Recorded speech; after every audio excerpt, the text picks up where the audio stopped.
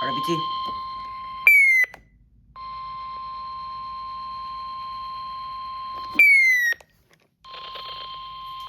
This is a test of the NOAA Weather Radio's warning device.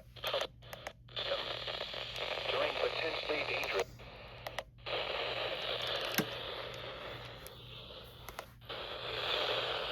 In the evening, then becoming part of the impending hazard.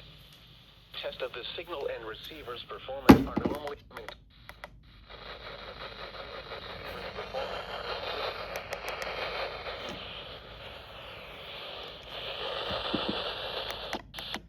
problem. Greater distances of this broadcast, normally more noticeable at greater distances from the transmitter, can occur even though you are using a good quality receiver in perfect working order.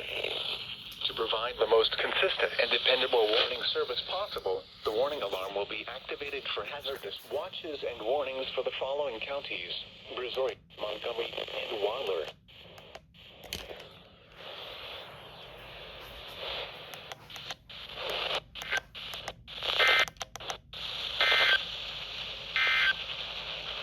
The coastal waters